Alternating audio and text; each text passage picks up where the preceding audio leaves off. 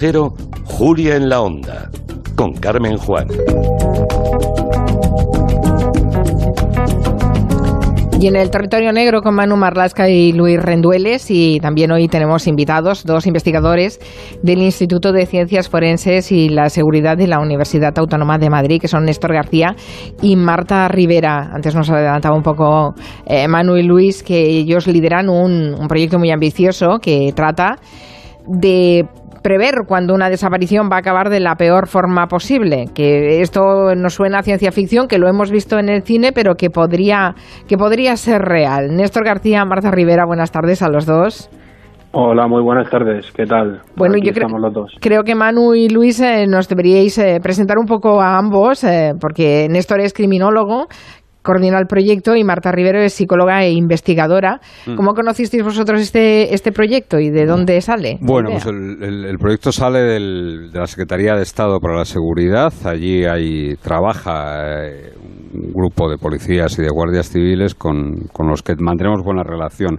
Y hacen cosas muy interesantes. La primera estadística verdaderamente fiable de los homicidios en España la sacaron allí hace un par de años aproximadamente. Ha sido el estudio más detallado y siempre tienen proyectos interesantes, así que nos interesamos por esos nuevos proyectos y nos topamos con este intento de policía predictiva que hacía antes, ¿no? Es un proyecto muy ambicioso, pero también hecho con el rigor que exige, con un rigor académico y un rigor científico, y no en vano quien está detrás, al fin y al cabo, es el Instituto de Ciencias Forenses y la Seguridad de la Universidad Autónoma de Madrid, a la que pertenecen nuestros dos invitados de hoy, ¿no? Tanto Néstor, que es, como decías, criminólogo, y Marta, que es psicóloga e investigadora.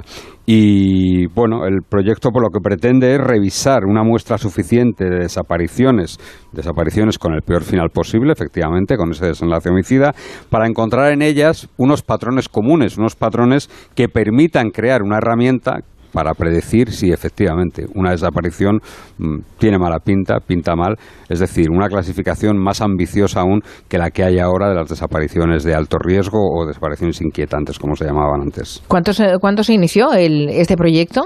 El año 2019, pero si no que me corrija Néstor. ¿Cuánto lleváis trabajando, Néstor?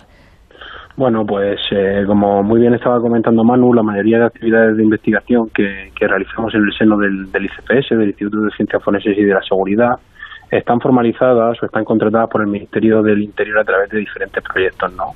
Este proyecto que estamos realizando actualmente tiene un precedente que efectivamente surgió en el año 2019, y ahora, pues tras la pandemia, hemos retomado pues todas las actividades de investigación pertinentes. ¿Cuántas desapariciones? Porque claro, si tenéis que hacer un rastreo por las desapariciones en España, no sé, el trabajo puede ser ingente. No tengo ni idea de cuántas desapariciones se producen en España cada año. Ese dato sí que lo tenéis vosotros, ¿no? Ya. Pues mira, en España aproximadamente al año se denuncian entre 20 y 25.000 casos de desaparición. No obstante, el 98% de estos casos se esclarecen, quedando activas o quedando sin resolver en el momento, pues únicamente el 2% de ellas. Esto que te estoy comentando es hablando un poquito a nivel de una aproximación anual. Si hablamos, por ejemplo, del registro histórico de denuncias por desaparición que se han registrado en España desde el año 2010, el año en el que se pone en marcha el sistema de PDIRH, de personas desaparecidas y restos humanos sin identificar, identificamos que el nivel porcentual de esclarecimiento es muy similar. O sea que podemos afirmar que el 98% de las desapariciones que se denuncian en España suelen resolverse. Entonces, bueno, esto obviamente no quiere decir que no haya que prestar atención a los casos que permanecen sin esclarecer. Al revés, todo lo contrario. De ahí que se lleven a cabo este tipo de proyectos de investigación. Claro, pero la muestra sobre la que están trabajando es altísima, claro. Si estamos hablando de entre 20 y 25.000 desapariciones denunciadas al año, me parece una muestra altísima, que no sé, Luis y Manu, si estamos a niveles de otros países europeos, o este es un país con muchas desapariciones o pocas, no sé, en promedio. No, estamos en un nivel. Néstor y Marta lo que están analizando son desapariciones que terminan mal, que terminan fatal. Es decir, desapariciones con asesino, digamos, con secuestrador o asesino. Y eso es una cifra que Néstor tiene también controlada y es mucho más pequeña. ¿Cuál es la cifra? ¿Cuántos son? Claro, sí, podemos hablar de eso, de ese porcentaje total que os comentaba anteriormente, ¿no? Pues únicamente el 0,15% de esas denuncias corresponden a desenlaces fatales de etiología homicida. Por hablar de números exactos, estaríamos hablando de unos 10 casos al año. De esos 25.000 casos denunciados, solamente 10 de ellos acaban con un desenlace homicida. Vale, y eso es la fuente sobre la que estáis trabajando, esos 10 casos anuales. Bueno, hemos trabajado con toda la muestra completa. Hemos analizado un año completo de denuncias por desaparición para poder caracterizar no solo a las que tienen un desenlace fatal, sino cada una de ellas, ya que al final el ámbito de la prevención pues se centra en todas las desapariciones. No obstante, como al año tenemos muy poquitos casos de estos que acaban con un desenlace fatal y además pues consideramos que la violencia es un problema muy grave a nivel de salud global, pues eso justifica esa necesidad de tener que estudiar varios años de este tipo de muestras para poder describir bien y poder entender bien este tipo de casos que tienen un porcentaje de ocurrencias tan bajo a nivel anual.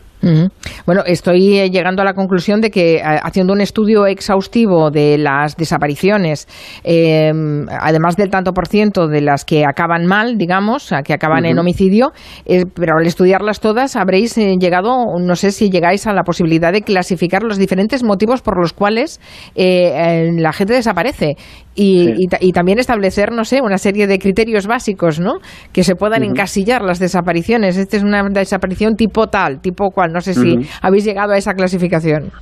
Pues sí, mira, el protocolo actual que maneja el Centro Nacional de Desaparecidos y por ende pues todas las fuerzas y cuerpos de seguridad del Estado divide las desapariciones en un eje principal, ¿no?, que depende de su voluntariedad. Las divide como involuntarias, voluntarias y forzosas.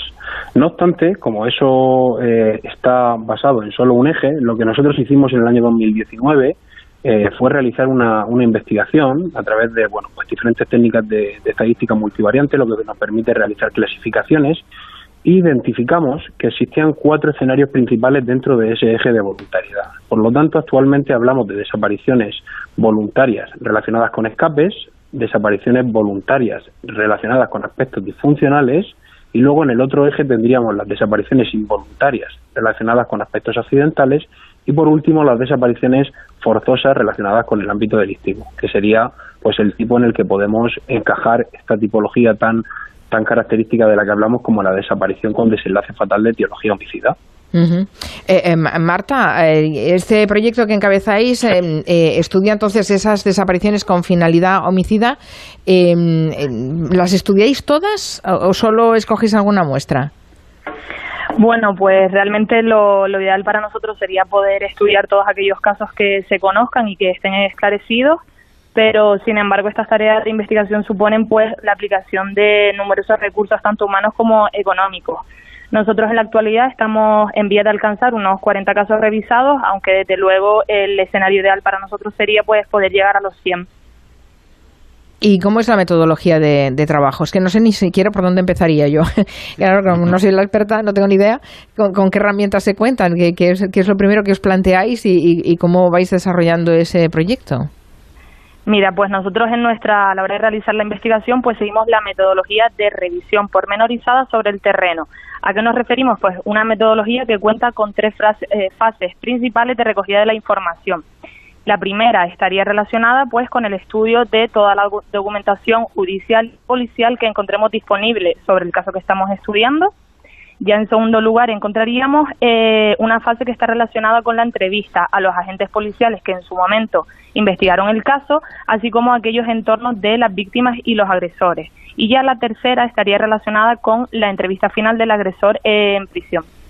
O sea, llegáis hasta el agresor en prisión, sí. Claro. Lo que te acaba de decir Mari Carmen es que han visto unos 40 asesinos, si yo no lo entiendo mal. Y aunque no van a querer decir algunos de esos nombres, sí que hay alguno muy muy conocido y que hemos hecho muchos territorios negros aquí de asesinos bastante famosos que han solo decimos que preparando esta entrevista a Luis y a mí nos ha dado muchísima envidia el trabajo de Marta y de Néstor. Claro, bueno, en parte vosotros también hacéis un poco de rastreo, ¿no? En atestados, en diligencias policiales. Pero nosotros somos unos piernas, ¿no? Unos piernas. No, pero yo quería preguntarle a Néstor si los asesinos, porque hay mucha leyenda sobre esto, son tan inteligentes o tienen tanta personalidad, son tan complejos, o son más bien parecidos a nosotros, que es la sensación que hemos tenido Manuel y yo durante estos 30 años de trabajo, ¿no? Bueno, Luis, pues esto que me preguntas es una pregunta bastante compleja, ¿no? Sobre todo a nivel de poder ofrecer una solución que sea medianamente consistente, ¿no? Pero bueno, nosotros, mira, para que os hagáis una idea, si bien tenemos evaluaciones directas e indirectas de la personalidad, a nivel de inteligencia, por ejemplo, que no deja de ser una diferencia individual más, pues no tenemos evaluaciones directas, ¿no? De manera indirecta, pues te podemos decir que la mayoría de agresores con los que solemos trabajar son pues todo lo contrario a lo que el ideario pues más o el imaginario más televisivo muestra, ¿no? No trabajamos con el clásico Ted Bundy o con el clásico Andrés Chikatilo. Trabajamos con personas pues que, hablando coloquialmente, podrían ser tanto como tú como yo, y que en un momento dado de su vida pues han tenido esta situación tan concreta de la que estamos hablando. Y bueno, pues como decía anteriormente Marta, pues sí, pues por respeto y por la confidencialidad de este tipo de investigaciones, pues no es conveniente pues comentar ningún caso en específico. ¿Han encontrado algún patrón común entre ellos en las entrevistas que han hecho? ¿Hay algún patrón común más allá de que han cometido hechos similares? Sí, bueno, nosotros cuando hablamos con los agresores, con los internos, lo hacemos porque al final son las personas que mejor conocen lo que ocurrió. Entonces, en este sentido, todo lo que nos dicen pues ayuda a generar información que hasta el momento pues, pudiese ser totalmente desconocida. Además, pues incluso nos hablan sobre características personales suyas, tanto sociodemográficas, psicosociales, demográficas, etcétera, y todo ello lo que hace es ayudarnos a construir perfiles criminológicos, perfiles que posteriormente pues pueden ayudar a establecer estrategias de búsqueda más eficaces ante el conocimiento de un nuevo caso en el que se desconoce en ese momento al autor, ¿no?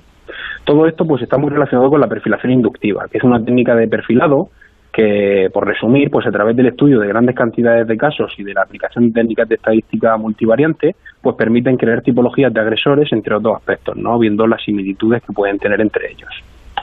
¿Y hay también patrones comunes con las víctimas? ¿En el entorno de las víctimas?